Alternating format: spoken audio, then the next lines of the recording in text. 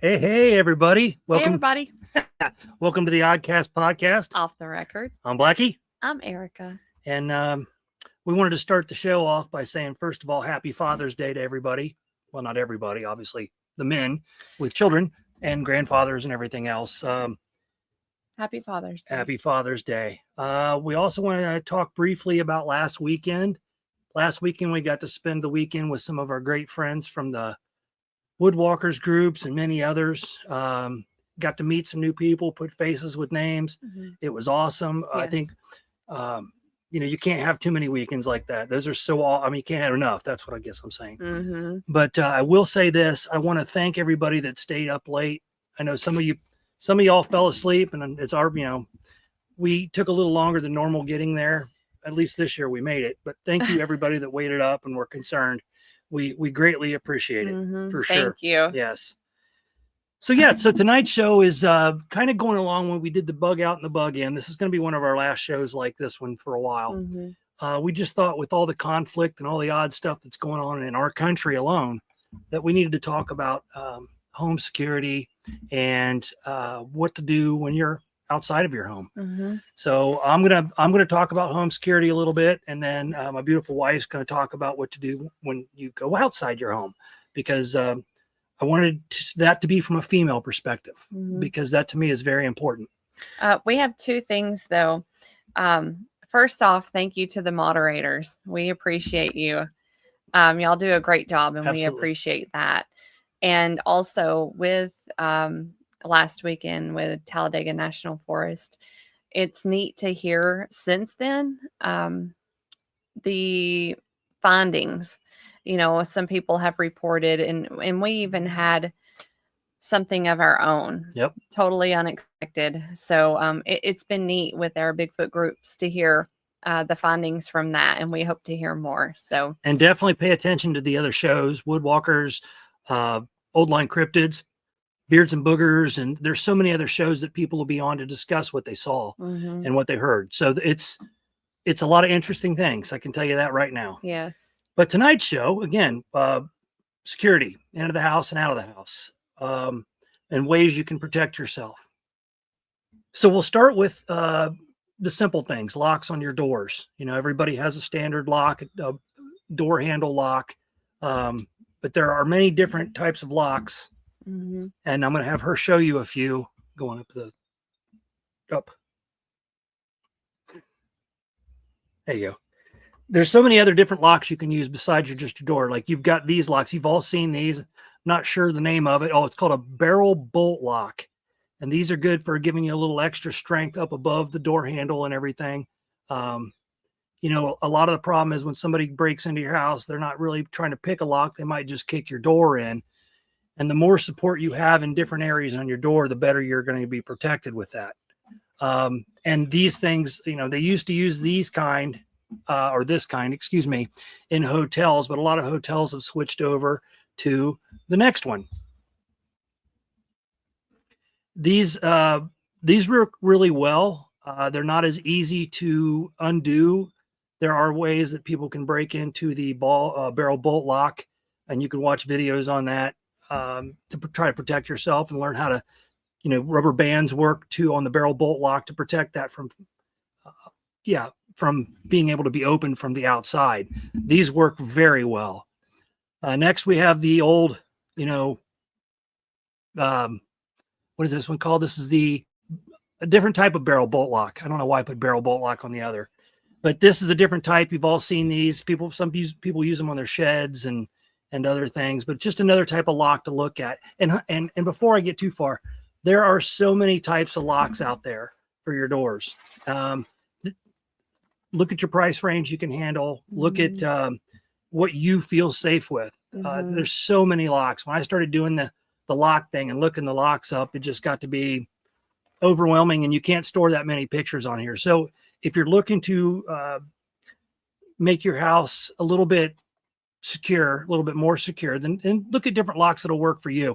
Stylish locks or whatever, just something that works for you. Yeah, it could be cosmetic, or it could be the ease of installation yourself, if that's what you're concerned with. Obviously, security being number one, but Another would be warranty. I mean, a warranty of the item. So things Absolutely. to consider. You'll have to excuse us. We might have a storm coming in, so we're trying to block ourselves away from the storm. So there's noises and things going on over here. Okay, bring the next one up. So the old chain lock. I don't really suggest these that much because they're really easy to break into. First of all, you can pull it out of the wall. I know this lock has 3 screws in it, and just the door, the side of the door part, and then 2 screws in the door. And it doesn't take a whole lot to break through one of these. So I really don't suggest it, but it's just extra added, an extra added lock. Mm. And then of course your good old deadbolt. There's so many different types of deadbolts. You can go with these, which are the more cost efficient deadbolt, or you can go with the security lock deadbolt that has a number, the number keypad deadlock that you can use. And sometimes that's a little bit better if you can remember your keypad numbers from experience. If you have French doors on your house, this is great for your French doors. It doesn't have to be those types of handles. If you have round handles, you can use, to be cheap, you can use rope, while you're out of town, wrap rope around it or a bungee cord really tight. And that's the cheapest way you can go about it. I've never owned French doors, so I've never had to worry about securing those. But just remember, the little locks they put in those handles won't stop much of anything. Plus, you're also looking at the glass on your windows. A lot of people will just kick the glass out, and we'll talk about that here in a little bit. But again, look at what style you want, how much money you want to spend, and be creative. You might be able to make locks yourself, and it could be very simple. Zip ties can work for locks. Mm-hmm. They come in all different sizes. I know I've got a zip lock or a zip tie that is about 3/4 of an inch thick, and it will pretty much, once you put one on, you're not breaking it. You're not slipping out of it. So, well, I don't know about the slipping out of it. I never, yeah. Anyway, so those are good things to think about too, because zip locks cost, next to nothing. So then you talk about this one. These are for sliding windows. It's called a sliding window lock. And it's just to keep your window from being able to be slid open. I don't know how many. You can also use these on sliding glass doors. I've always used, and we'll show it here in a bit, but I used to use part of a hockey stick, cut it down, stick it in the back of the sliding glass door, and nobody could get into it. Oh, it's Pine Knot. To be honest, you'll get in your house 1 minute, not window or door, with a cordless Sawzall. Yeah, that's true. Pine Knot. If somebody wants in your house, they're going to get in your house. For sure. There are many methods. The object of this show was just to, try to give people that safer feeling. Mm-hmm. If somebody's going to use a Sawzall while you're there, then you're going to know it. Mm-hmm. And that's something that you have to deal with. We can go with, alarm systems. Go ahead to the next lock. And they have the window alarm. Yeah. So we got, this is very similar to the next alarm, but this one's for your doors. And all it does is make a buzzing noise or a beeping noise, or, just let you know that somebody's opened a door. A lot of them call them child things, child locks, or for children, when they open a door, they're trying to escape. Yes, old line. We will definitely get to those. Anyway, so they have these, and go ahead and go to the next one. And they've got these for windows. So they're basically the same thing, just make a noise when somebody opens your window. Mm-hmm. Now, we can also talk about alarm companies. Well, let's go, before we get that far. You also have doorbell cameras, the Ring and the Nest systems that you can put on your doorbells that'll help, see somebody breaking into your house. It seems like all these doorbell videos we watch, people are like, will look right at the doorbell camera and not realize they're being filmed. It's really quite odd. So you can put fake cameras up. You can put one of the ones I really like are trail cams. If you have anything like what's behind us, a few trail cams on your front or back or wherever you've got woods really help, because people don't pay attention to that when they're trying to break into your house. They're looking for cameras all along your house. Mm-hmm. You can And then with cameras, there's many different types of cameras, like trail cam works good. The doorbell cam works good. We have what's called light bulb cams that basically go into one of your porch lights instead of your light being there. And you can still have a light there. It picks up motion sensor and picks up, but it works pretty good. Makes a little noise, but that's why I suggest multiple cameras, different types of cameras. Now, I might sound a little paranoid, but you can't. We kind of live out in the country, so you never know when somebody picks a property to break into. It doesn't matter if you live in the country, the city, or whatever, they're going to break into it. So as much as you can have for safety, door locks, cameras, that's the best way to go about it. Another thing you can look at is your lighting around your house. And what I mean by that is motion sensor lights are great. You can put them anywhere. You can get them off of Amazon fairly cheap, and you can put them on your shed. If you have a shed, you can put them by your back door, your front door. You can put them everywhere. And it really helps you when you get home from, store late, when it's dark or whatever, from, wherever you are at night, that when you come up, you don't have to try to worry about how dark it is and tripping upstairs or whatever. These motion lights work really, really well. Solar lights are another thing too, if you want to keep an area well lit. And what I mean by that is everybody has a dark section of their house outside, an area that's not hit by, if you live in the city or the suburbs, a street light, or like us where we have no street lights. So we tend to put lighting in certain places that the bad guys aren't going to be able to just be in the dark area. So sorry if there's making a noise with anyway, it's getting kind of annoying. But just everything that we're talking about, use at your discretion. Try to go cheap. You don't need to spend a lot of money on an alarm company. Go with what you're comfortable with. And something else that works are alarm company stickers. Just throw a few on some windows at your points of where you might think people might break in. So our windows, you can put them on your doors if you want, or you've seen people with the signs in their yards. Yes, Patrick, Blink cameras. That's one of the ones we use.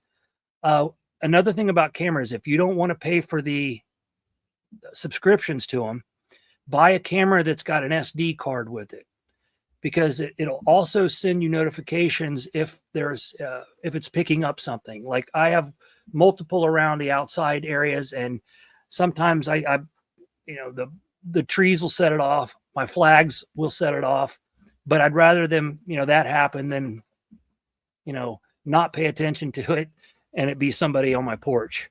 So yeah, there are lots of cheaper cameras. You don't have to pay the bills that, ADT or I'm trying to think of something. I actually have a list of some of these companies. And it's like Simply Safe, Lorex, The Ring. All of those are subscription services, and some people can't afford that. And that's why I suggest, if you can afford a camera, Amazon has plenty that you can get an SD card in that work very well. Gary Spikes, a good guard dog is perfect. Any dog is perfect, because any dog is going to be a yapper. The deeper the yap, obviously, the more it scares somebody off. If you've got a Shih Tzu or a Maltese or a Chihuahua, it's not really going to deter anybody. But if you've got a good bark dog, even from a beagle on up, those are pretty deep sounding barks that can scare people off. Plus, they know it's going to wake you up. Another thing to remember is to lock your windows and doors every night. It's funny, when we moved here, our neighbors were like, "Oh, yeah, we leave our, we've talked to people that leave their doors and windows, used to leave their doors and windows unlocked. And as the years have gone by, because I can remember living where I used to live, that people left their front door wide open and had a screen door. And you might push that little lock on the screen door, but let's be honest, all you pretty much have to do is jiggle the door a little bit and you can get in. But sliding glass doors are easy to break into as well if you're not blocking them with a rod or a stick. So that's something else you have to worry about. But again, just research it. I tell you that every episode. Research what you're doing. Yeah, research it. I mean, we're not professionals in it. We've just lived our lives, and experiences. This is why we're suggesting these things, or we just want it to be educational if it's something you've never thought of before. And as always, if you do have questions or you really want a comment for us to bring up, put it in all caps. Yeah, absolutely. That'll help us notice it. Another thing to do, and this is one that I didn't realize until I read about it, but landscaping. So I can remember the house I grew up in as a kid had bushes underneath the windows, which is that's a good idea. But if you can put thorny bushes underneath the windows, that'll also deter somebody trying to come in your windows from getting involved in the thorns. And I thought that was a great idea. Mm-hmm. I've never. So Patrick, driveway sensors are good and cheap. That's another great example. See, I love learning from each other. Yeah, that's what it's all about here. And always make sure at night when you go to bed, do a check. Don't think that you locked your door. Go make sure that you locked your door. Some people have a lot of doors on their houses, and that's a good cactus. Some people have a lot of doors around their house and might think, well, I think I locked it. And then they just go to bed and it's not locked. So she was going to sneeze. So, but, make sure you check your windows, make sure your windows are locked. If you have a second floor window and no ground accessibility, like we have a deck upstairs, but unless somebody is a monkey, they can't really climb, or if they have a large extension ladder, they can't really climb up there. So, that's something to think about, them trying to, climb up somewhere like that. Now, some houses, windows are accessible on the second floor. You just have to be careful. I mean, you can put the sensors on there or whatever, but I know some people love to have their windows open. We're those people. But the windows that we have in our house, people would have to really struggle to climb unless they had a ladder. And then they have to face the 12 gauge or something like that. And that's another thing we talk about is, pew-pews. I highly suggest having at least one pew-pew around the house that you can defend yourself over. I always bring up it's better to be judged by 12 than carried by 6. If somebody's breaking into your house, you do what you got to do to protect your family. Unfortunately, you have to know your state laws. And your state laws, some states are a little more strict in how they deem somebody coming into your house, which makes zero sense. Once they step foot on your house, then, it should be whatever you want to do. There's also rules about people being on your property and the things you can do with that too. Yes, Denise, nails in the window to keep them from being open. You're just going to start putting a lot of holes in your window though. So that's one of the things you have to worry about, unless you want to keep puttying the holes over all the time. But that is a good idea. Again, be creative. There's, bungee cords work well. If you know how to use it. Yes, Jeff, at least 20. Okay. Jeff's in my boat there, but just be creative. Go online, look up different locks, different type of systems you want to use, check your state laws on what you can do and what you can't do. Like if you live in Florida, and I know Bobby lives in Florida, and I know Moggs and Stevie aren't here, right? They live in Florida, and I don't know who else is, but they're pretty open to just about anybody getting on your land. You can pretty much, the castle doctrine, you can blow them away if you want. You have to understand. Well, you need to know, and also understand that you're going to be in court a lot over that. So what's on my screen? Oh, so that's just things you have to think about. And also, if you have jewelry, if you have things that mean a lot to you, don't be afraid to buy a safe or have a safe put in somewhere or a safe hidden somewhere. So, get a heavy safe so it's not easy to carry out, or get a built-in wall safe. But that's where you need to keep your jewelry. It's nice to have the little jewelry thing up on your dresser, but if you have valuable jewels like that, too easy to take, and you don't want that to happen. Also, your Wi-Fi system, make sure you have a very strong password, or you have the ability to change your VPN. I've never done that before, so I don't know a whole lot about it, but changing your VPN also helps people not be able to break into your Wi-Fi system. And once somebody gets into your Wi-Fi system, they are able to access pretty much whatever you're doing from your phones, your computers. And that's where you have to worry about, bank accounts and everything else like that. Another thing I wanted to mention was repairmen. When you have repairmen in your house, first of all, if somebody comes to your door and you don't know who they are and they say they're selling something, you step outside on the porch. Do not invite them into your house. I don't care if they're wearing a suit and tie. You leave them on the front porch and then you talk to them and discuss things out there. If it's raining, tell them to come back another time.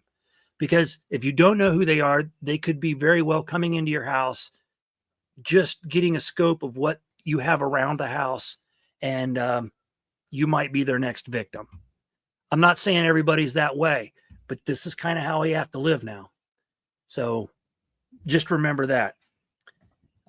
Also, if you're going to go out of town, you don't even have to do that out of town, but put lights, timers on your lights. That way they go off at a certain time. It looks like you're home, and people will be less apt to try to break into your house if you're home. There are some people that have the cojones to break in while you're there. But you could also, put a sign out front that's home protected by Smith & Wesson or something like that. Or violators will be shot on, premises or whatever, as long as you have a gun, because then, if they do break in, then you're kind of screwed. But what else is there? I think that was about it and also your neighbors. Talk to your neighbors. If you're friends with your neighbors, set up a little something. We talked about in the Bug In and Bug Out show. Be friends with your neighbors if you are. Let them know your plans. What does everybody contribute to each other? But in this case, tell them you're going to be out of town, and let them know the time, the date, and then they can keep an eye on your house for you. And if they see any strange vehicles there, they'll be able to go either visit or call the police, because obviously there should be nobody at your house when you're not there. If somebody stops in, knocks on the door, fine. But your neighbors hopefully will be watching out for that. Have your mail stopped if you're going to be out of town for a long time. Call the post office. They'll be happy to stop your mail, because if somebody sees a mailbox full of mail, that could be an indicator that you're not home and you haven't been home for a while. So yeah, I don't know if I have anything. Let me see if I have anything else here, because this is very important stuff. I've seen, people sharing stuff in the no trespassing signs everywhere. No trespassing, no loitering, or whatever you want to put. We put no trespassing on because we live near somewhere where people would turn around in our driveway, and I don't want people turning around in my driveway. And I know she doesn't either. Mm-hmm. So we play it safe and just put up no trespassing signs. Oh, when you have Bigfoot decorations here, I think people realize you're probably going to be packing. Yeah, I would hope so, bud. Yes, definitely. One of the things I talked about on one of the shows is the amount of people in our town that have Bigfoot signs in their yard. And I wanted to go around and talk to the people and see if they had any experiences. But now Bud brings up a great point that maybe they're there for other reasons. But we also live in the country, and we know 99.9% of the people here have more than one gun. What was that question you just put up? From Robin.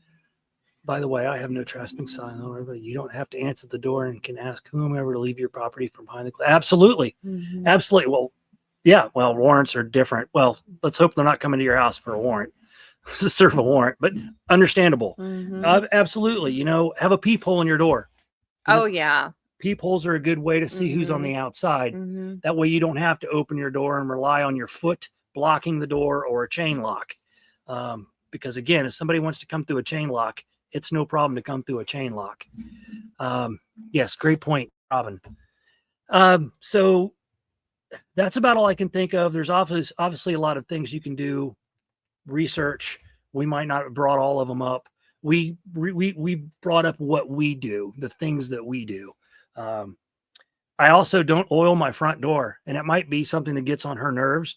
My front or back door aren't oiled, so when they open them, you hear them squeak. So if I'm sleeping and somebody walks in, I sleep for crap, so I will hear my front door open. And we have, I guess, kind of hardwood floors or whatever that's called. So, you walk through my floor or walk through our house, you're hearing squeaky floors. So that's another way. So there's just, so many different ways to protect your house, but we just want you to be aware of it and protect yourself. Put a little extra security on your house. Another one I wanted to bring up are door bars. Door bars work great. You won't kick a door in with a door bar. You lock it up underneath your door handle. It sits in your floor. It's got rubber on the bottom, and they're awesome. You can use them for your windows too. They make smaller ones. So again, there's so many locks and everything to look up. We're just trying to give you ways to protect yourself. Now, my wife here has something that she'd like to talk about. She's a little better talker than I am. So I have a few topics I'll be talking about, but related, and we might be a little redundant, but okay. So I also want to say with the house, I wouldn't discount, the use of curtains and closing curtains and any time of the day or not. I think that that's important. So also, if you are going to use the timer on the lights at home, I would suggest not waiting until you leave to do that. I would suggest, getting started before you leave, knowing that they work and all of that. So, but I'm going to take you around a little bit and start with shopping. Hold on, before you get into this.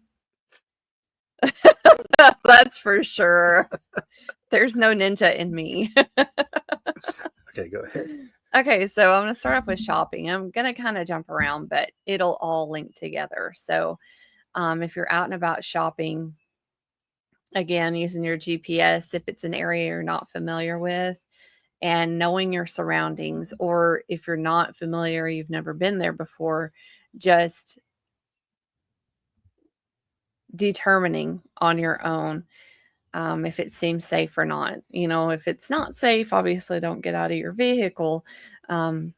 Just knowing and determining what's around. But it always helps to look at a map beforehand. And the way that, online, when you look at a map, you can see the surrounding stores. That really helps, and once you're there, it helps you realize you're in the right spot. And that, to me, what we're talking about, you can call it paranoid or whatever.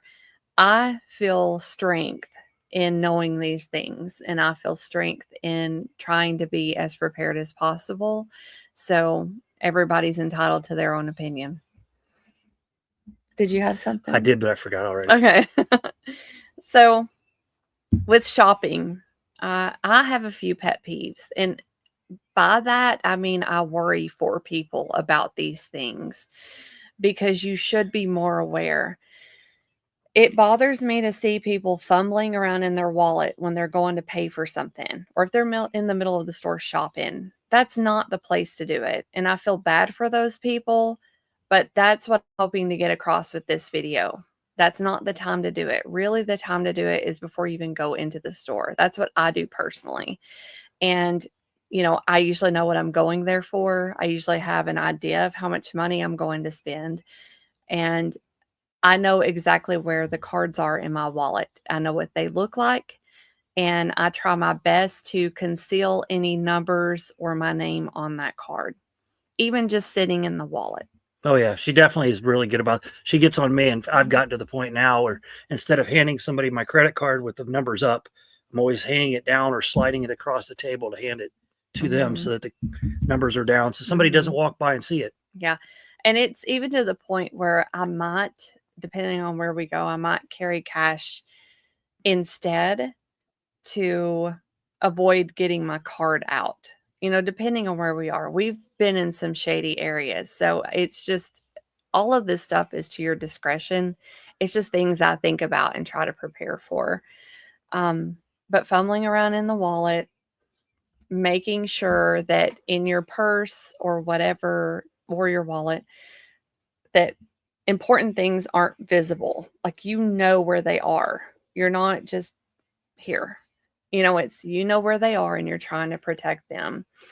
And like he just said, handing your credit or debit card to a server or lying on the table. I would never do that. I've had to correct people before in the family, and, it's just, and one time it was somebody without, like, they had their mom's card. be respectful of other people. If you're carrying their possessions, just think about that. You don't just the reason why, obviously, anybody take that card, but how many times are you in a store and you see people with their cell phones? There's more than likely a camera on that phone. They can take a picture of that number. These people are professionals when they do this. So that's why it bothers me so much, because I worry for other people that way. Okay.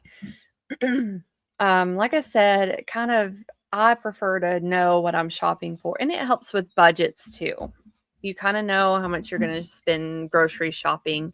So you don't need to take $2,000 that you just took out of the bank with you to go grocery shopping. It's just like, try not to be careless that way. Try to be more prepared. And then I don't know if you have that one. What's that? I'm getting there. Okay. So bringing your money to the store, and it, like I said, it could also help you with budgeting too, because you're not so tempted to spend, $60 when you only plan on spending $40. And a big one for me, don't carry your Social Security card in your wallet. That is a thing of the past. I mean, don't do that. When have you ever been out and somebody said, "Let me have your Social Security card"? And there are certain people that do that, and there are certain people that probably won't change, but that is not good. And if someone is going to steal your identity, that would be a good ticket to give them. Okay. So,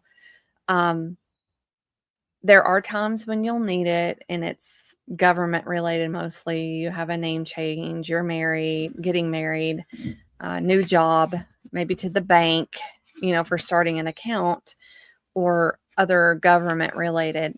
Just don't everyday carry your Social Security card. Everyday carry, but not your Social Security card. So, like I said, what's viewable in your wallet, what's viewable in your purse, and we don't want to tempt other people. And that's not just about our cards or the cash we carry. It's what's in your purse. Do you have jewelry in there, or what do you have in there? Something you don't want to draw attention. And then most likely when you're purchasing gasoline is when you want to check for the card skimmers. So you would just kind of, where you insert the card, just see if it jiggles. That would be your telltale sign, that there has been a card skimmer there or installed, and we definitely want to avoid that. So that's what I have to say about out shopping. And I'm going to kind of come back into that a little bit, but we're going to go back to home here. And I have a funny thing to say, and it's shut the freaking door just for now, for two reasons. For security, like we've had visitors, that might shut the door, but it's still not shut. It's shut the door. Make sure you hear it latches, and that's for security. And it's also a courtesy, and it's, energy saving and all that. Like, it all goes together. But it helps to know at home, know your locks of your doors, know your locks of your windows, be comfortable with using them, and know the lights that you use around your house, indoor and outdoor. Your backup. Where do you keep flashlights in your home or outdoors? Do you have spare keys? Do you have anything? Like, you need to know where you keep them, and you need to keep them in a place that you're comfortable with in case there is a power outage, in case there is. I'm big on feeling your way around things. Okay. So if something happened and you were out of power, can you feel your way through a room? Can you feel your way into, like, I usually keep a flashlight in the same spot in every room, just try to keep it simple. But know your lights, know your locks, and your warranty on these items. You want to be able to make sure that if you need to refer back to that you have that documentation. One thing I wanted to say is both men and women, Gary Spikes posted, keep your wallet in your front pocket. That's a great idea. Yes. In fact, I usually wear cargo pants or cargo shorts, and my wallet goes in one of the pockets where I know where it's at. So if somebody's grabbing me there, then Mhm. it better be her. Anyway, also ladies, the type of purse you carry and the way you carry your purse. Mhm. I don't know if you were going to mention that, but I've seen women at the grocery store have their purse in the buggy or cart, whatever you want to call it, wide open. Mhm. They're just shopping and they're going over and picking cans and their wallet's right, and you can see it and then you could grab it. That's the kind of things. And gentlemen, there's a and wait, ladies also. I'm not sure of the name of the wallet, but I've got one, and what it does, it keeps people from reading your cards while they're in your wallet, Mhm. because this is a professional scam where they could come in, just walk right past you, and they've got something that reads these wallets, and this blocks those. There you go. There's one, yeah, something like that. So you got to be really careful. Anyway, back to Erica. Yeah, and also for a purse, for years I have preferred a backpack purse. Just one for weight distribution for my back. Also, if you're shopping for something like that, be careful because I always shop for the inside pockets. So the pockets to my purse, the openings are touching my back. Yeah, You don't want somebody having access behind you, you do not want that. So not like a normal school backpack. It needs to be behind you, touching your body. absolutely. I like crossbodies too. They're good. Angie says, I wear mine across me. There's no taking my purse without one heck of a fight. That's how it should be, girls. And I'm sure That's she'll the way to go. She'll talk about that too. Okay. So that back to the home.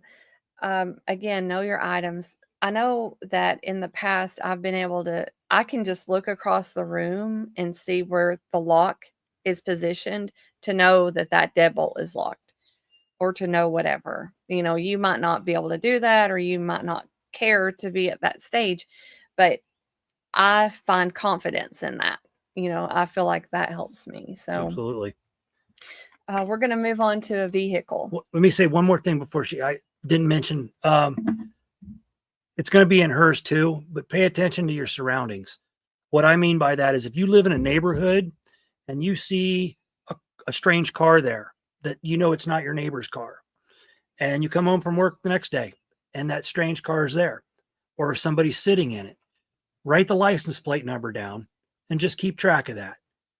If you see somebody walking past your house, if you live in a neighborhood all the time, now again, in a neighborhood, everybody goes for walks. Mm-hmm. If they're looking at your house, you notice them looking at your house, write it down. That's all you have to do. You're not trying to get anybody in trouble. You're just keeping track of who's by your house and who's doing what. Yeah. Back to Erica. Yeah. And we will be a little redundant on that. But okay, I'm going to the vehicle now.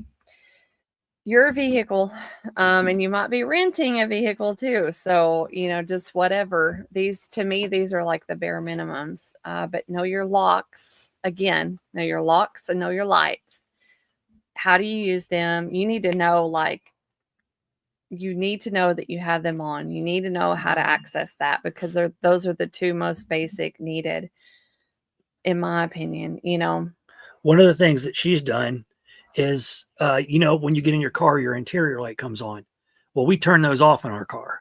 If you don't know your car and how you're getting in, that's one thing. But with the interior lights off, as you open your door, you can get in, shut your door, start your car, put it in drive, doors lock, then you can turn your light on and do what you've got to do. Mm-hmm. Or just set your stuff in the other seat. But make sure you have your door locked when you get in your car. Mm-hmm. Because if anybody's following you, the light, they can see everything you're doing and they know what you're doing. So anyway. And so that helps, not only knowing the locks and the lights in your vehicle, but also the remote. If you have a remote for your vehicle, knowing those, that should be one of the first things that you're secured in, because you can be walking through a parking lot. You can be walking wherever, and you're focused on something that's making you nervous. If you can just feel your way to the lock, obviously to the unlock, if you're heading there, where is the alarm? It's usually 3 or 4 buttons. If you can feel your way through that without having to look at, that's a distraction. If you have to look down, that's a distraction. If you can just feel your way, that helps a ton. Plus, a lot of people use it to find their car in a big parking lot. Sorry. I can't say I've never been one of those people, but it also, if you get nervous and you think somebody's following you, hit that button. Okay. It's going to deter people. So Denise says, where I live, I always check the back seat before I get in. absolutely. There's a definite need for that. Yes. And people have had different traumas happen to them where this becomes a thing. And that's why they do that. And sometimes they just hear stories about it and they're like, oh my gosh, I should think about that.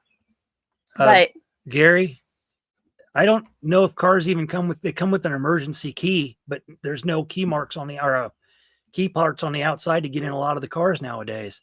So you kind of have to use that remote. I agree 100% with you. They can pick that signal up. It's just like a garage door opener signal. They can pick that signal up too. But nowadays with the new cars the way they are, you can't just, you have to have that remote control. But again, don't be afraid. If somebody steals your car, it's better than them stealing your car with you in it or whatever you own. Oh, that's another thing she'll talk about. So I'll shut up. Okay. Next would be becoming familiar with the owner's manual.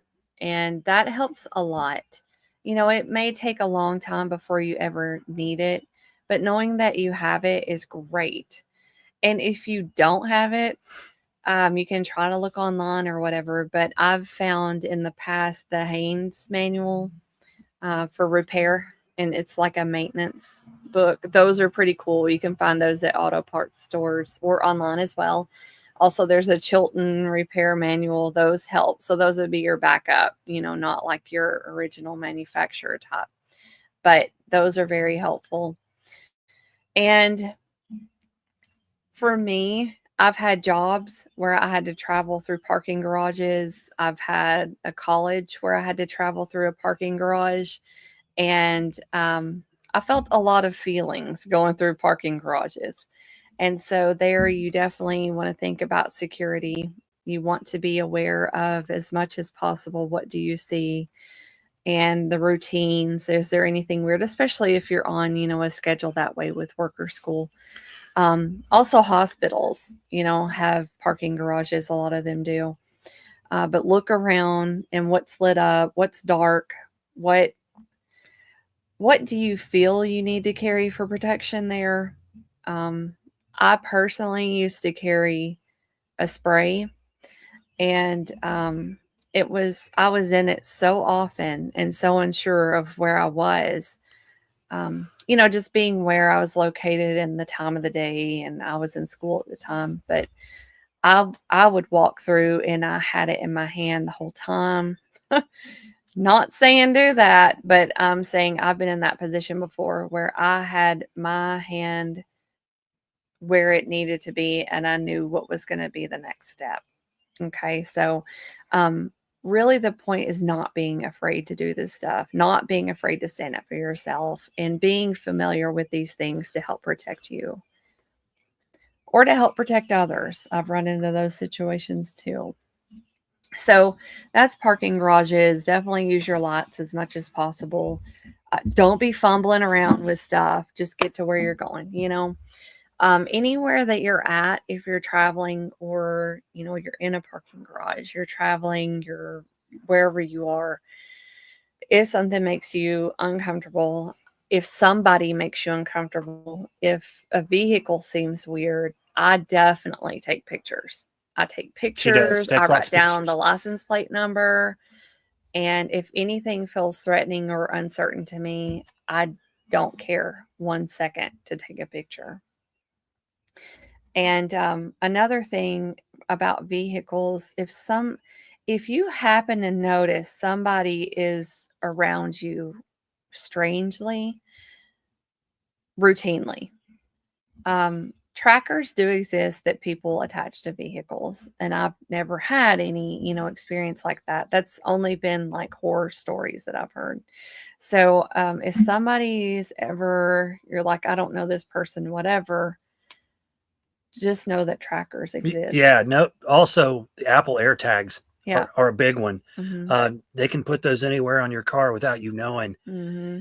I don't know. Maybe somebody in chat knows if there's an app where you can, pick up somebody else. I don't know. Mm-hmm. Maybe somebody else is like to be able to tell if there's an Apple Air tracker on your Mm-hmm. car or on your person, because somebody could put it in your Mm-hmm. purse, and then they can come back later and know where you live and Mm-hmm. all that info. I kind of suspect that my ex-husband might have done that to me, but it was just because of certain things he would say to me.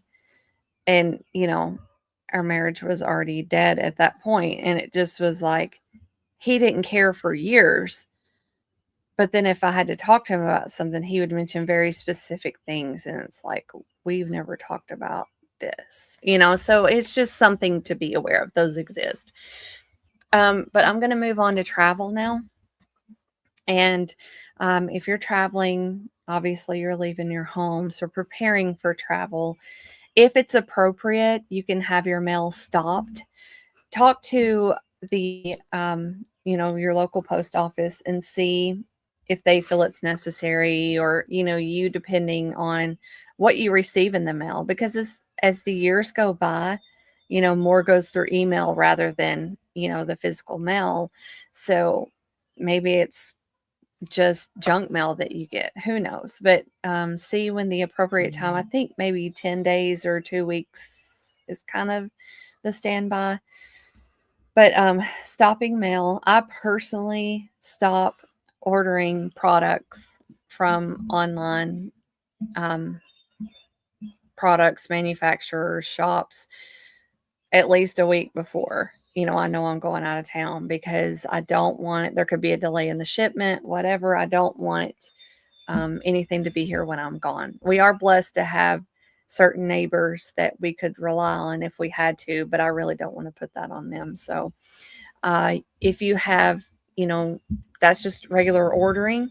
If you have subscriptions, you could postpone or cancel those, and that would help. You don't want boxes laying outside of your, you've heard of porch pirates, but it's not just that. You just really don't want to draw attention to things collecting at your home that way. Absolutely. And you may want to contact your bank. Banks are different. It depends on which one you bank through, but they may request that you give a travel notice, or they may not care, depending on where you're going to travel. But it's always good, because their fraud department might be involved. It might become a hassle for you if you don't give them a heads up. So I would just call and see what they want. And again, we're traveling, so as I've said before, getting maps of the areas you're going to be traveling to helps. Maybe you can order them if Chamber of Commerce is still a thing there where you're going, and if you have enough time for that. A lot of maps, obviously, you can print off online now, or get them at rest areas. And so maps help. Again, we're trying to get a little bit of insight of where we're traveling to. And also, will you have access to GPS yourself where you're traveling to? That could help and help make you more comfortable. But also, where you're traveling is there going to be a need for currency exchange. Getting done what you can beforehand helps, but I've never been in this scenario before. Maybe it would help. And if you don't do it beforehand, you need to know the laws of how much you can carry on you. I know the airports say you can carry so much, but depending on which country you're traveling to, those rules will be different there. And then knowing where you're going to exchange currency when you're there will help. Also, ATMs for when you're traveling, knowing where the closest ones are. Maybe you're picky about where you bank with. Maybe you're picky about where you use the ATM. But when and if you do, check this where you insert your card and just see if anything jiggles. I would not use that. I wouldn't, and I would contact who that belongs to. But also staying on your game for traveling. Make sure you bring your medications, whatever your medications are that you need. But I'm thinking, more what's keeping you stable and thinking clearly. Obviously heart and anything, blood sugar, breathing, Dramamine if you're traveling, to an area that might require that, anything to help you stay stable as much as possible. And then again, with being familiar with your surroundings is kind of what I'm getting to there. Familiar or comfortable with your surroundings, and then make sure you have your glasses or your contacts if you need, because you could easily be thrown off if any of these are not where they need to be. And with traveling, know your tools. What do you need to travel? Where are you traveling to? It might be a country where they don't have the same electrical hookups that we have. So do your research on that and know what tools you need to survive. You need to be able to charge your phone or whatever. What self-defense protection would be allowed? What are you comfortable with? You don't want to go to the airport and have something on you that you're relying on and then be told no and you can't take it and then be thrown off. So know the regulations and everything you can carry size wise on an airplane. Because if you're where's your destination? What's allowed there? You're not carrying your pills in a plastic bag, because that doesn't really look real good. Put your pills, especially if they're prescription medication, keep those in the prescription medication container. So, they're not thinking you're, part of the cartel. And so here we are again. If something seems odd, somebody's weird, maybe you feel like they're following you, take a picture. Get their description as much as you can, license plate if you can, vehicle, make and model, color, whatever description you can get. Okay, so we'll jump to the hotel now. And this is, we've traveled a lot. And so I have so many stories, but we're not getting into those right now. This is just an overview. Again, none of this, we've not been professionally trained. We're not telling you to do this stuff. This is just to try to help open people's eyes and educate if we can. Okay, so hotel door locks. Obviously, Chad went over the locks from before, and I just figured that maybe depending on the country where you're traveling, the hotel door locks could be different because they're all different in the US too. They all use different ones. But, before you book your trip, contacting that hotel to see about their security, that would be a good suggestion if you're not already going through a travel agent. Especially overseas. The United States, we've stayed tons of hotels. They don't really have any security. They just rely on the police. You might kind of scares you when you walk into a hotel and there's a security guard. You're like, what the hell did I get myself into? But that's a good thing. It just shows that there's somebody there. Overseas, now we've never traveled we've never traveled to Europe. We've been to the, Dominican Republic and some other places. And there's, that's pretty much, you've got lots of security everywhere you go down there. Yeah. So, but anywhere that you're planning on going, usually, if you read reviews, people will be open and as long as it's not covered up in some way, people will be open and, honest about their protection if it was a concern at least. But you can always contact the hotel. You can always contact the local police. So they would let you know if that's a shady area. That also goes for if you're moving somewhere. Absolutely. I would definitely contact the police if that's something you're concerned about, or Chamber of Commerce. They can let you know the crime rates in that area or that neighborhood. Patrick said something here I wanted to touch on. Never trust the maids. Yeah. Now, the first thing we do when we get to a hotel is the little do not disturb thing goes right on the door. Simply because if I need towels or we need towels, we just go to the front desk and we'll get towels. I don't call. Yeah. I don't need anybody coming in my room to do things. And we did mess up here. One of the last trips we made and stayed in a hotel where they didn't even have a do not disturb card, and they came in and made our bed. And honestly, I carry multiple firearms when we go out of town, that are stuck in places when I go into the room. So that kind of, they were there. So I wasn't, I didn't lose anything, but I don't like that, just like she doesn't, you don't No, want people going through your stuff. no, Anyway, I'm not a fan of that at all. And then, although when we went on a cruise and when we were out during the day, they did change our stuff. They were like ninjas. yeah. And it was really, I felt like really good service, but I don't know that we had the option to opt out of that anyway. Okay.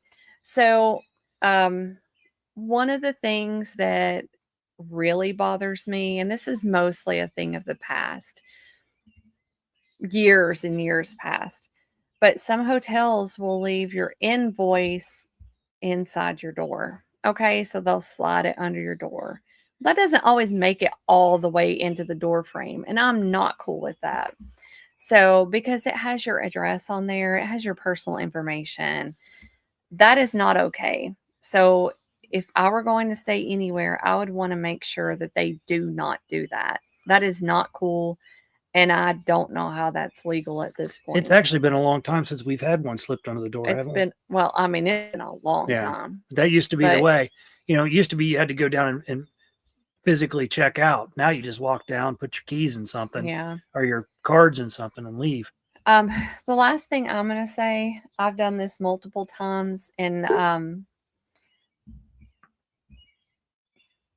I do it in the safest way possible, but we travel a lot, and usually it'll be like my cooler. That's going to make noise.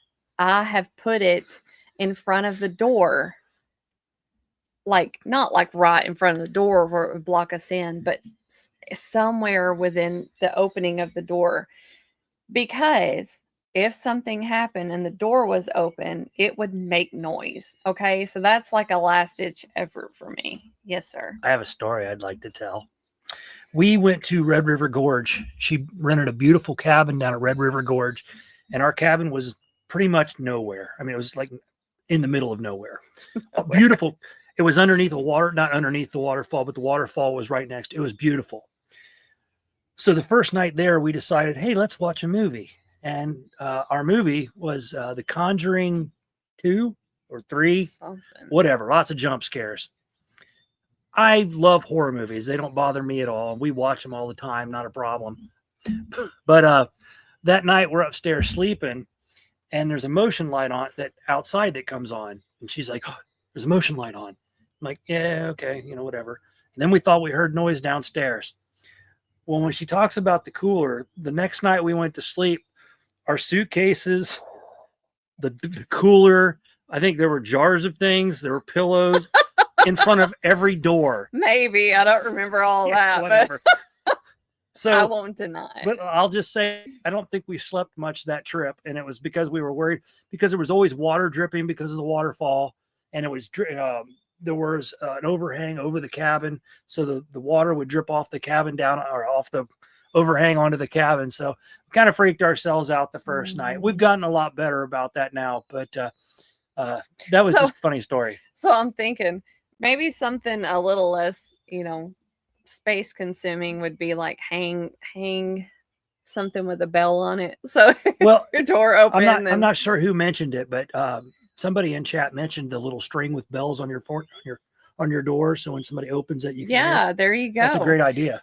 It's just, that I love to use what I have. So I tend to be a little bit creative, but I wouldn't do it to where like we're blocked into the room.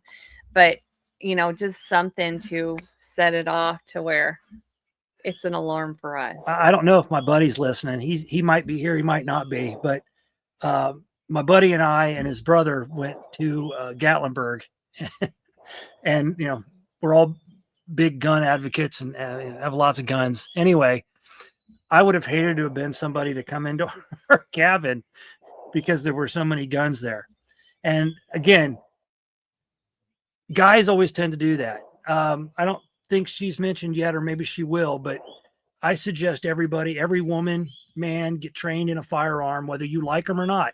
At least get trained in it, try how to use it, and have one in your house. If you have a family, or your husband maybe carries a gun, or your wife, maybe your wife carries a gun. This little badass over here, she's got her gun. She actually has 2 guns she carries around all the time. Show them, honey. Show 'em. That'll be a different show. But take self-defense classes. I should probably going to talk about that too, and I'm probably ruining it for her. So I'm going to turn it back to her. Okay, so hotels, I'm pretty much done with that. We really just want to have a fun trip, y'all. So just taking care of the security stuff beforehand is really what I'm saying. The last topic I'm going to talk about is social media. And this gives me chills nearly, because it's worse than watching people fumbling in their wallet in the store. So, okay. So be careful. We're not going to cover all the stuff. There's no way to protect ourselves 100%, but these are just suggestions. Your username and email address, whatever you select, shouldn't be your first and last name in the year you were born. Okay? No. No. So be careful with your name, your birth date, and any personal information that you put on there, especially if it's something that you're going to go to Bath and Body Works and give them your email address so you can get coupons or whatever. And you're just going to, just be more secretive with that stuff is my suggestion. And all it takes is one bad employee to take those numbers. Even your credit card, you have to really worry about that. That's why somebody wrote earlier, cash is, I think it was Robin, cash is king. But, sometimes cash isn't as handy. You're not somewhere where you have cash available. So, right. But social media posts, this is a big one. Okay. People give way too much information on their social media posts, and that's fine. If that's what you want to do, then do it. But it makes me cringe, some of the things that I see. And in my opinion, it's not the time to brag about everything that you know.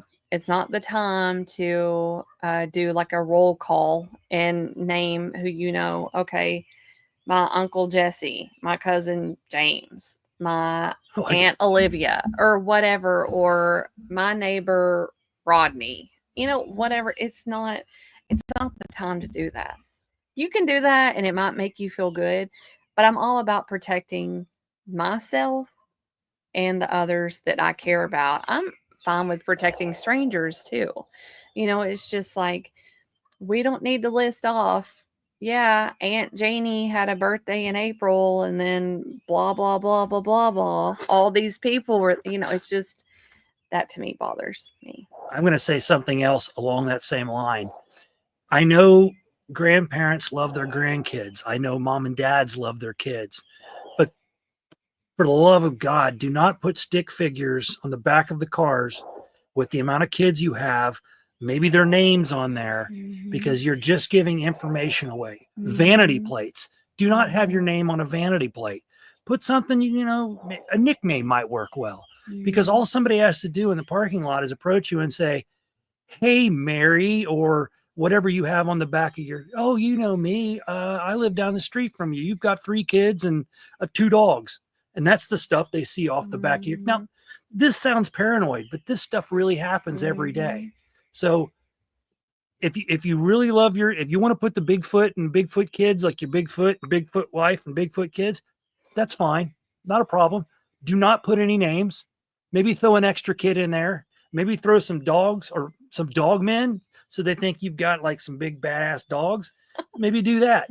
But when you start putting names on things, people's bad guys pick that up and they see exactly what, how many people are in the family. They can follow you home, see what kind of house you have.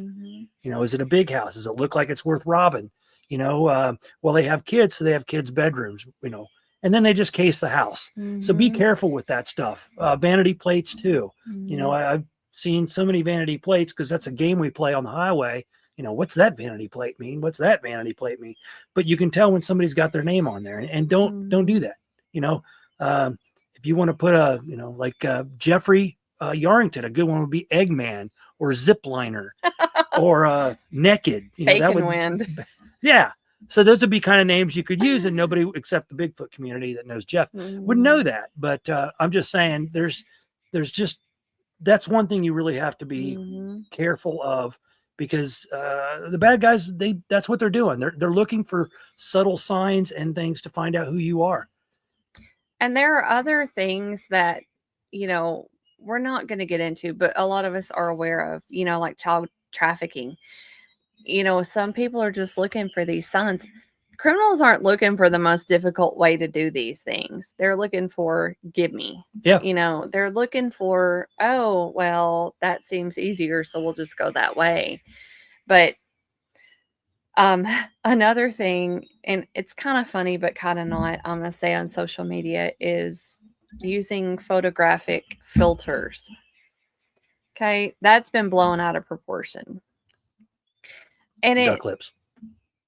And it's silly and everybody has fun with it or whatever. But I feel like there are consequences to that. Some of the stories I've heard, you know, you really could piss somebody off by not being the person that you look like you are online. And that could put you at danger. And I would really rather avoid things like that. So, you know, not really completely misrepresenting yourself is one of my social media things.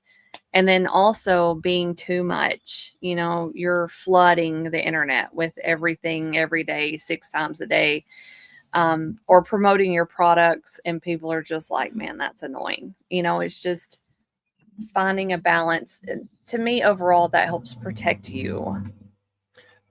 One of the things too that she did, I don't think she mentioned, but let's say this past weekend when we were at the camping with everybody, when you post live pictures, or this is what we're doing this weekend, and you're posting pictures, that shows people that you're not at home.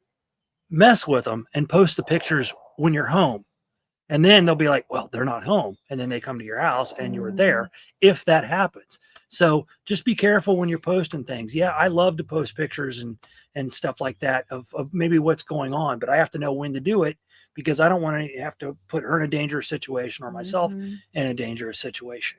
Yeah. So just be careful, you know. We would never post, yeah, we're going to Punta Cana July 1st through July 10th. I've seen people do that. Like, not only that, but you're there and you're posting it, or you're there at the airport and you're posting it, and you're just like, here we are enjoying our trip.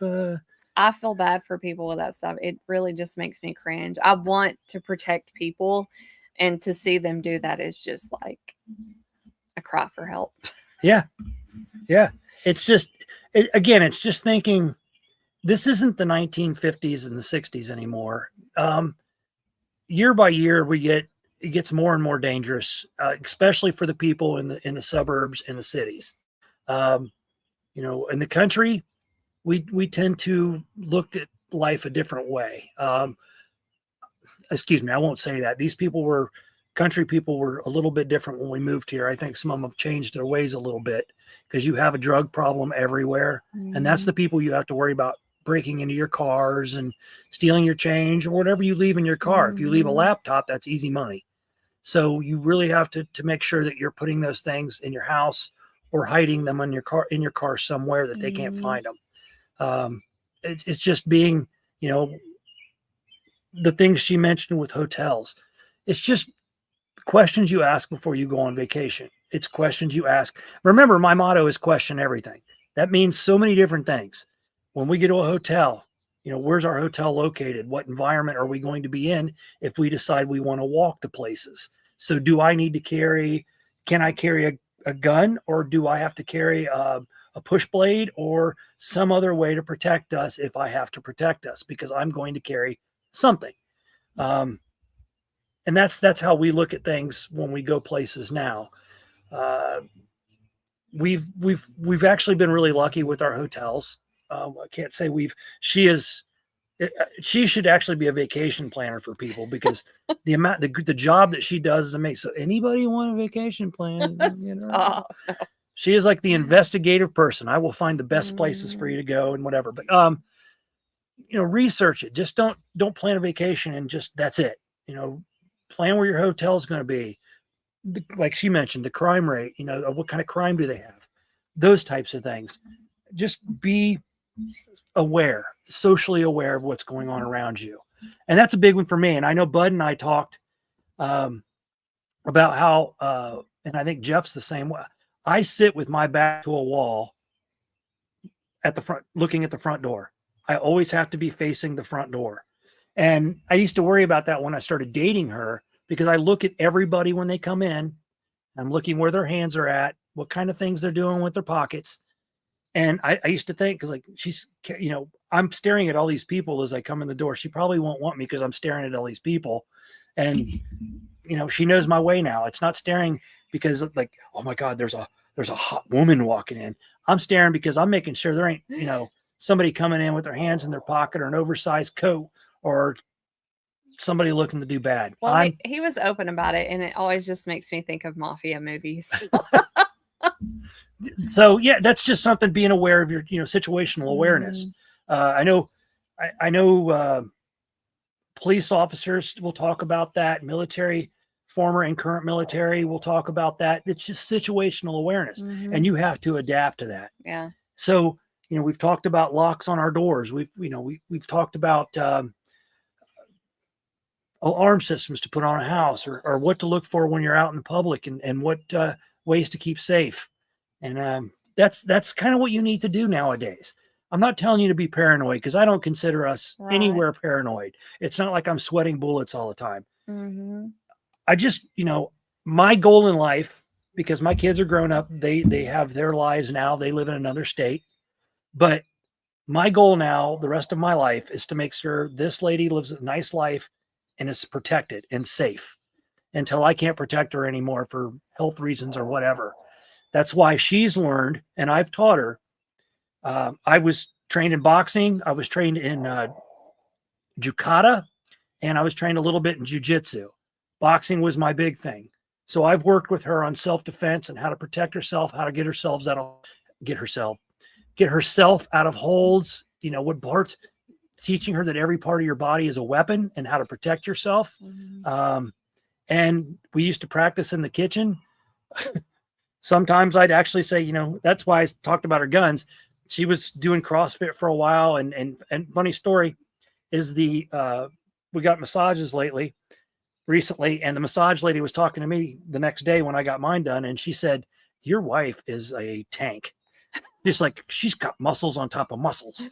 And I'm like, yeah, that's what I like. I like her to be, and there was a time where she complained about the size of her arms and everything. I'm like, embrace it. I mean, some people wish they had the strength you have. So yeah. So not only hot, but badass. So, and that's what I love. I think that's great. And I suggest every woman, or even a man, if you've never taken a self-defense class, just learn the basics.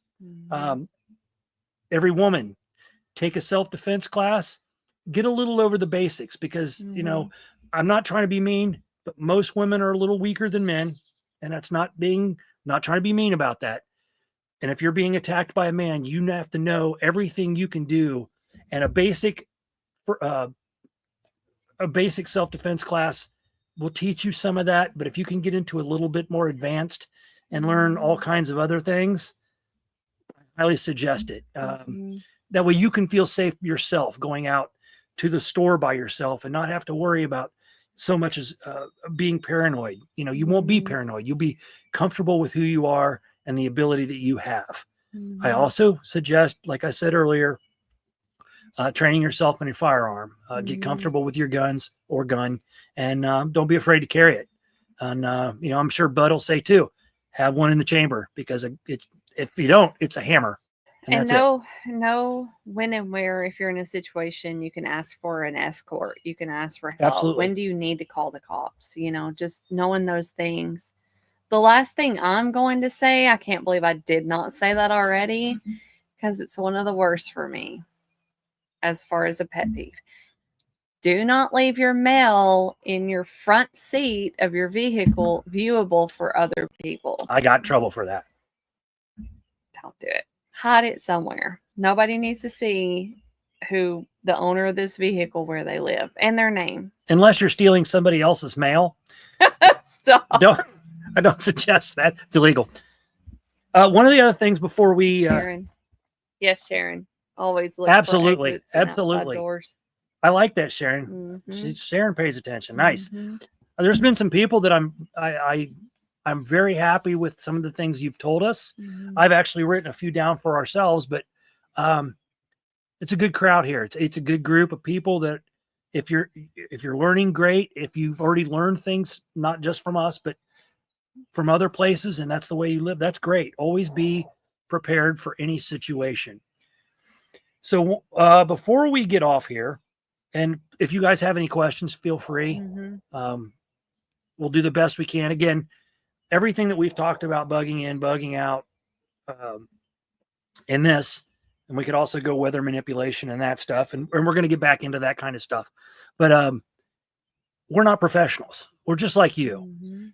Now, in the situation of bugging in and bugging out, and this, we've been doing this for 10 years now. Mhm. You know, when we thought the first round of SHTF was going to happen, we was like, we need to learn this kind of stuff.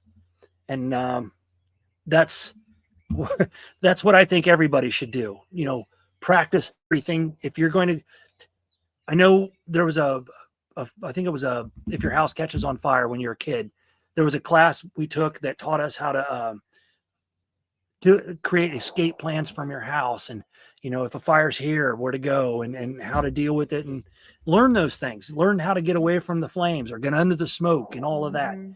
Learn your best exit route, like she said. Know your locks, all of that. And you know, do you live on a second floor that is straight down to the ground, or do you, Mhm. you know, do you have a ladder that you can throw down, a rope ladder? You really need to be, you know, aware of your situation. Work with what you've got. What's Patrick saying? Don't brag about prepping.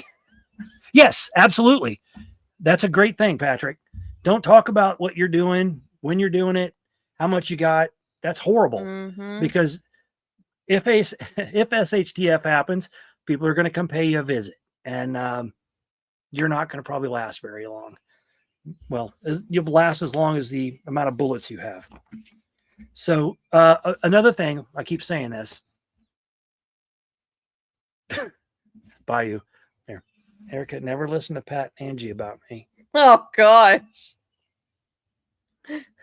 Anyway, one of the things I wanted to touch on, because it's a big thing happening right now, is phone scams and email scams and text scams. Mhm. They all work the same way.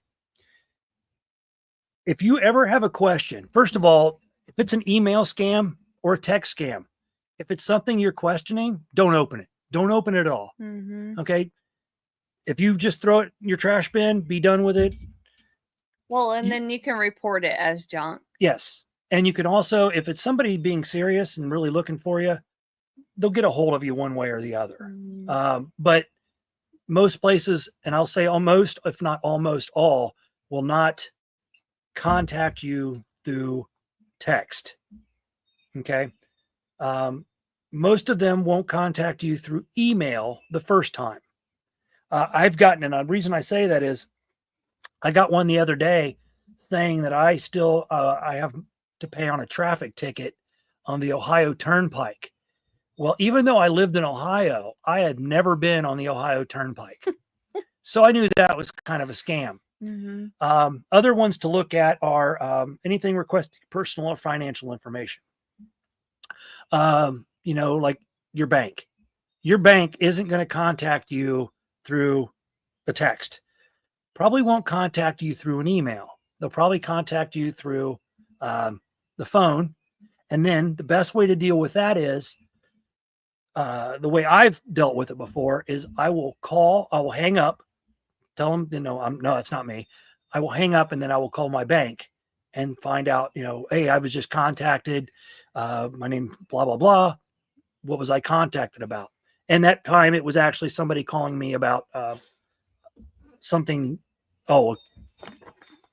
Stuff on my credit card that I didn't do anything. It wasn't me. But and then the next one I have is like you've won something. Can I say something real Oh, quick? please what you do. just said? Please do. Somebody told me the other day they got a phone call and they're like, "You're Medicare or Medicaid, blah blah blah." Um, And whoever answered the phone, the potential victim, was like, well, that's not me. My birthday's not in April, it's in August. Don't give them any information at all. Don't give them any information that's actually about you. Don't say anything and hang up, or just say no and hang up, or be as nice as you want, but don't give them information that's really about you. Yeah, absolutely. Sharon says, I had a message telling me there was a suspicious activity on my bank account. It named a bank. Absolutely. I've seen those too. I think I've heard of that in the last week, the most recent. Yeah. So you've won something. Now, you can open it, but you take a chance when you open it.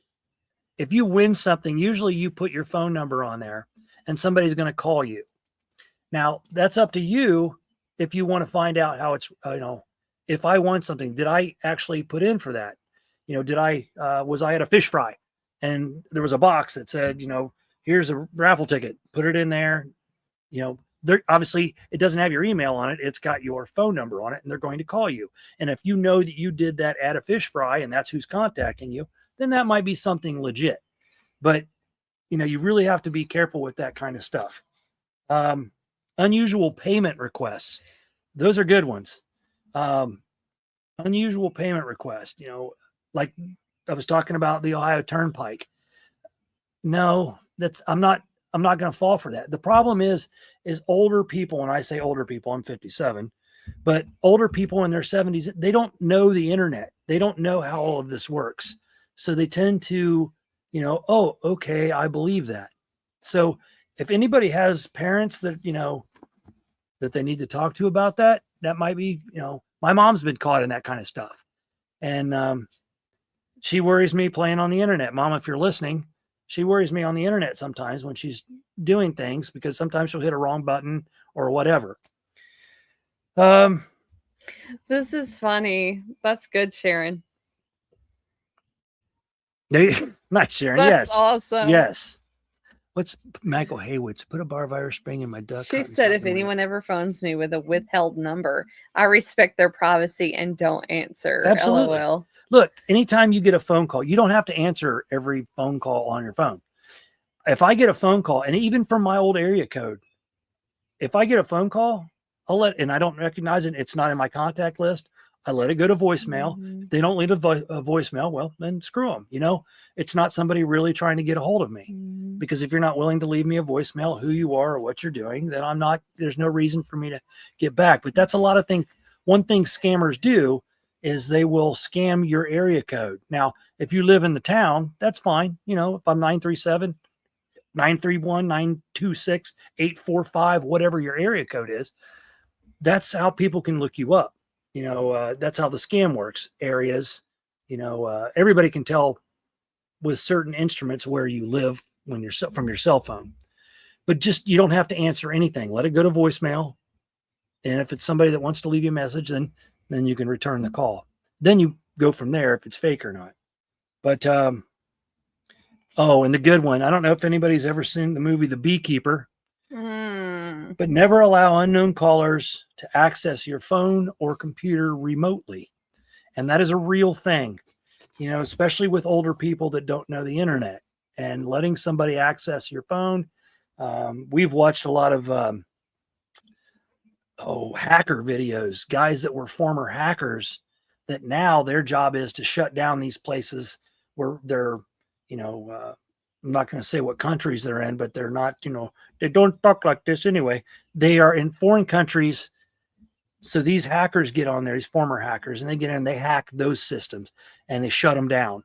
So you really have to be careful, because if they can access your phone and your computer, they can steal everything that you know. They can take your mortgage, take over your house, your title. Speaking of that, they don't want your mortgage, but your title. Yeah, if you get mail with somebody else's name on it, somebody could be trying to get away with squatting on your land. So if you get somebody else's, and we're not talking about who lived there before you, so know who lived there before you, but If it's somebody else, it could be a friend or a family member or just some stranger.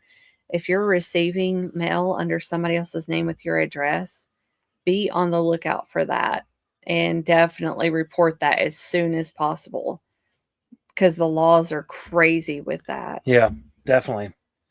Also, beware of too good to be true offers. That's a tough one. But the way I look at it, if it comes across my phone, it's not good to be true at all.